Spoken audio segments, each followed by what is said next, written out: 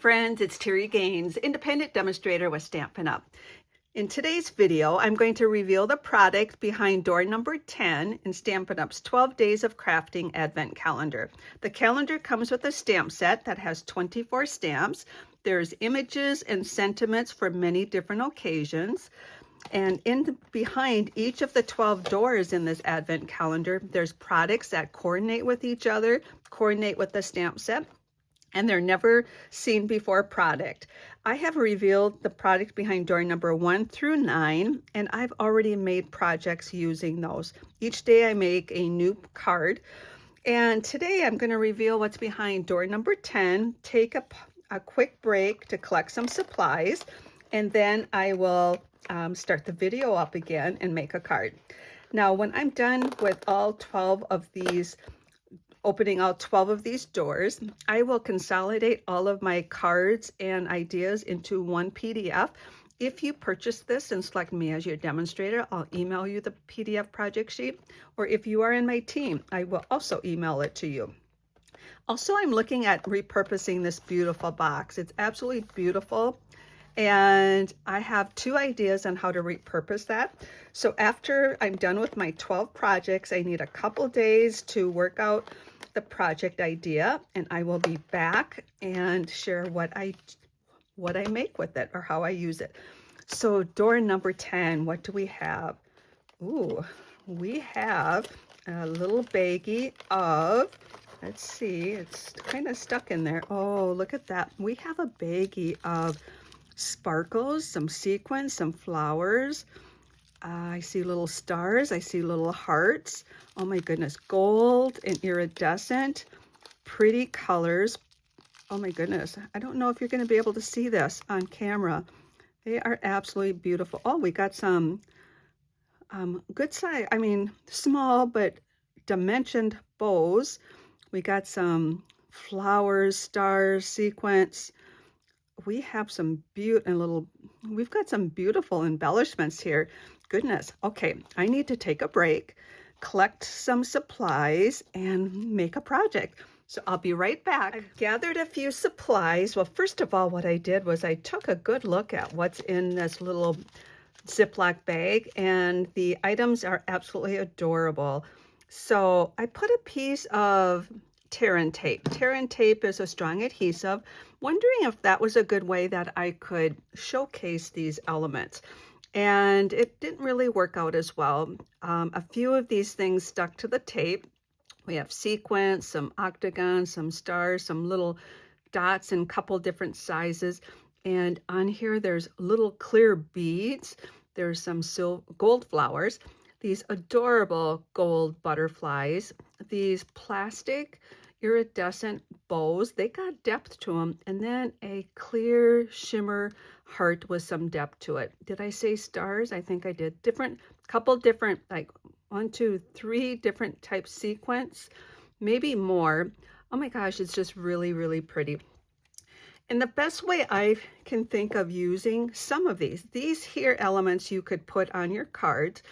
All of these, including the butterfly, this flower, and a little beads, would be really nice in a little shaker card. So I'm going to create a shaker card. I have not created a shaker card for quite some time, so let's give that a try.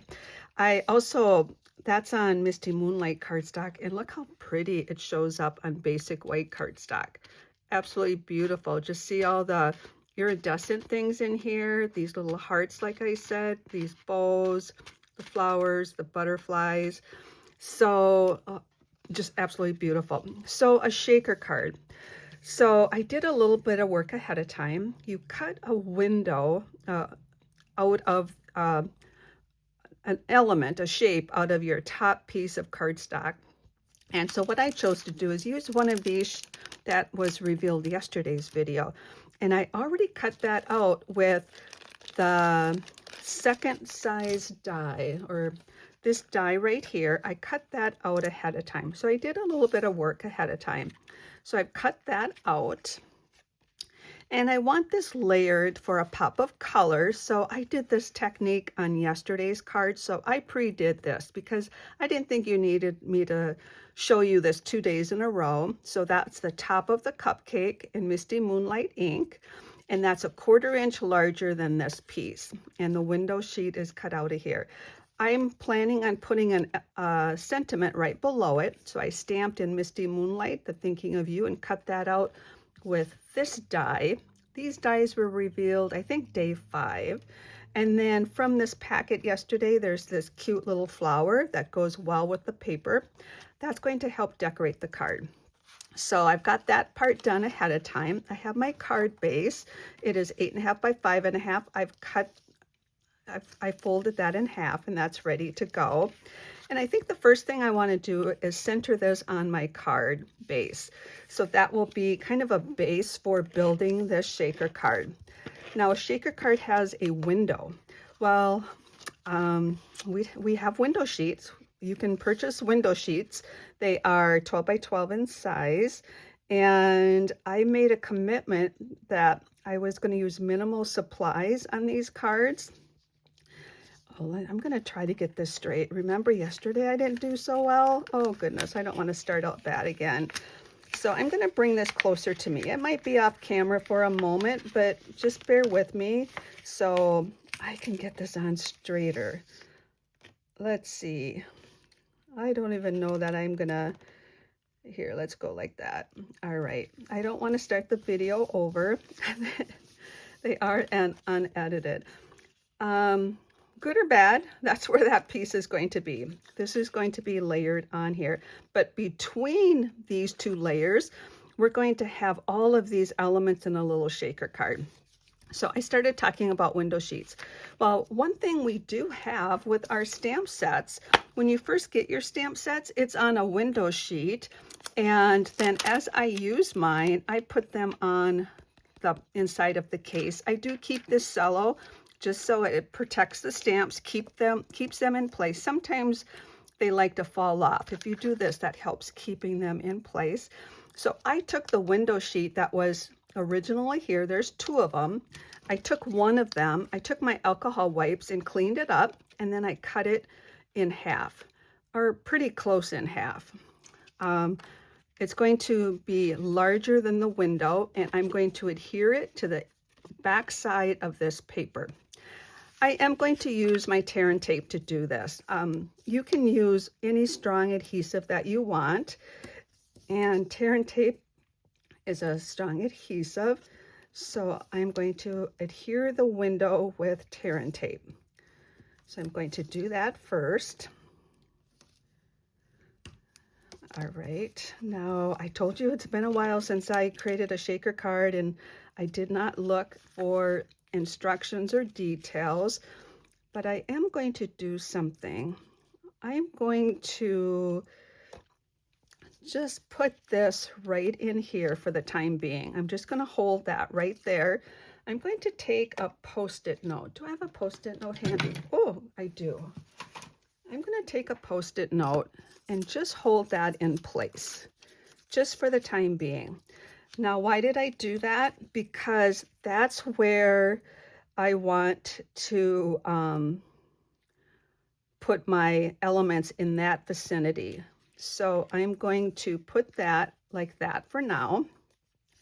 And I'm going to put my window sheet on the side. Once I put the window sheet on there, I can't do that. So I'm going to take the backings off, put them on in the trash, and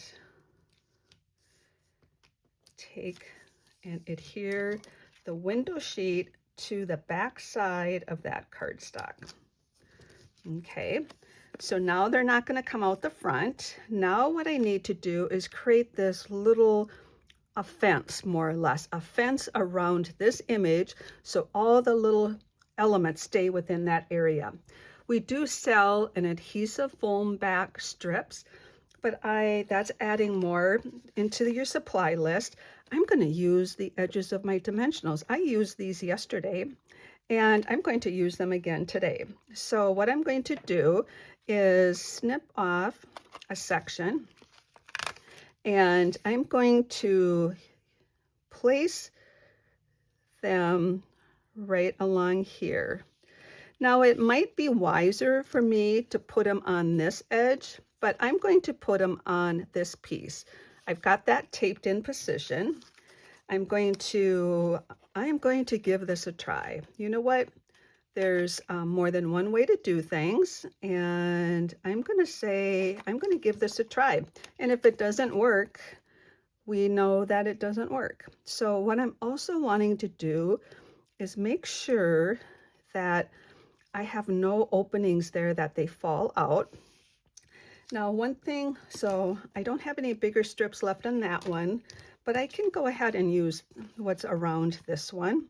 So I'm going to first take these pieces, and I think I'll just go down to this section.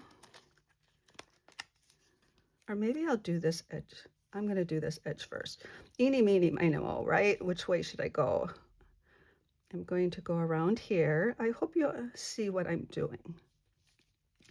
So far, and it's okay that I'm not perfect. I just need to make sure I don't tape that part down. Now I need to put some across here, and that is where my Post-it note is. So for the time being, I'm just going to do that.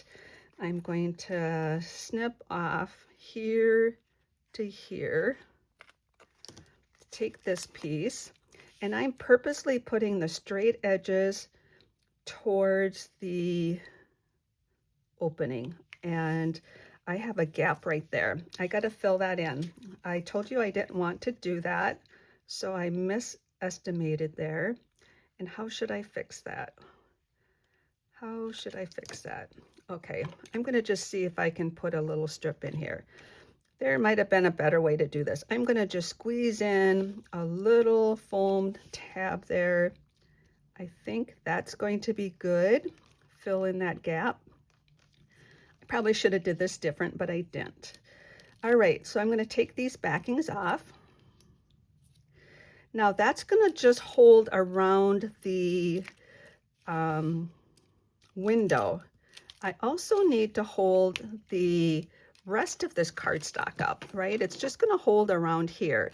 So I'm going to take some of this adhesive, and now I don't need to put the strips around. I can actually, let me just see something. If I think I'm good there. What I'm going to do is put it like this. I think I will be totally fine.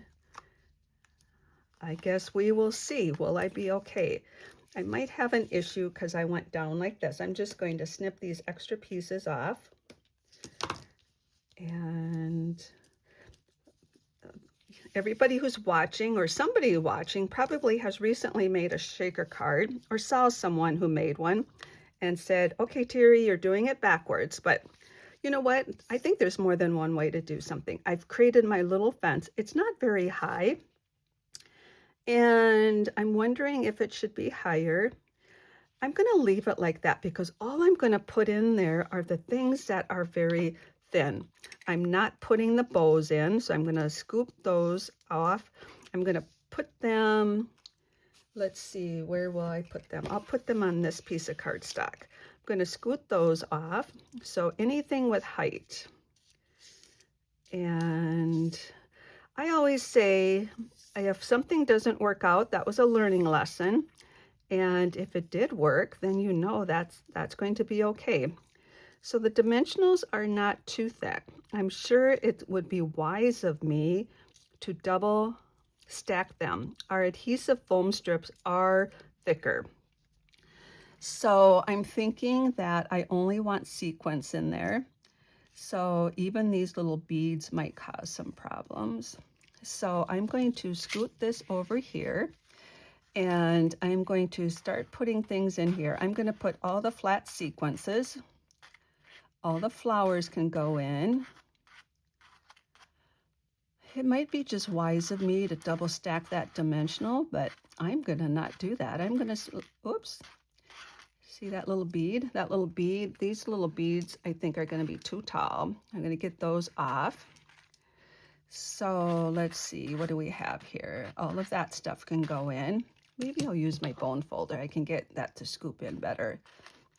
Okay, I want all of that right in here. I want some pretty iridescent things. The iridescent things, the stars, the sequins, all of those just pick up the light. I'm going to just go with flowers and sequins. And learning lesson, probably should have left all of that tear and tape strips on there first, but I didn't. And I am happy with what's in there. Do I want more? I think I want some of this iridescent stuff. Just add a little sparkle, and it's all pretty flat. And let's say that's good. Now, I don't know if you caught that. I got a bead right here. I don't want that in there. I'm going to save that for another project. We want those to be inside. All right, so I have a little butterfly in there. I'm not going to have him in there just for the reason that the wings have some depth to them, and he just might get stuck shaking around there, and I want to use him, save him for another project or a potential project. All right, so let's see. I'm really thinking I should have went double high on the dimensionals. As I mentioned, the foam adhesive strips we sell are higher in width. They work perfect for shaker cards. So our goal is now to get that window sheet, or I'm sorry, I'm thinking, let's see if that's going to be a problem. All right, so now I'm going to scoot this over. I think it's still on camera, but I need a really good eye view of this. And I am going to put this all down. And I think we're good. I'm going to make sure it makes contact with that dimensional, and they shake. That worked. So we have a little shaker card in here, and they do get bundled up just because, not because they're getting stuck, they're just getting stacked up on top of each other, and there's not a lot of height there, but there's enough there for someone who gets this card to play around with it, and I think they're going to love it. So these little elements would work great for a shaker card. This is a way to create a shaker card without investing in a window sheet, not investing in the foam adhesive strips. On the bottom of my video and on my blog post, I will put a link to the foam strips. That way, if you want to purchase them, you can. And then also, I'll also put on there a link to the window sheets in case you want to purchase window sheets. So I'm going to take this little element, and you know what? Maybe I'll put a dimensional behind here. I started out with the mini glue dot. Oh, here's my dimensionals. I started out with a mini glue dot. I think I'm going to just put a flower on here because this label is flat. I can add the flower right like that. And that is a little shaker card with those cute little flowers and sequins and stars. I hope you enjoyed this video tutorial, and I will be back tomorrow. And I think tomorrow is door number 12. We're getting towards the end. I have a little bit of a mess to clean up here. Hope you enjoyed this video tutorial. Reach out if you have any questions. Take care and happy creating. I'm back. I wanted to let you know I made a slight modification to the card. I initially had this flower down here popped up with a dimensional. I carefully removed it, and I attached it right in the center of the window sheet with some tear and tape. I think that looks much better. When you set the card upright, all the little shaker pieces go right to the bottom, and this is just way too bare. So that's a suggestion, and I'm much happier with that. Thanks for watching my videos. Take care and happy creating.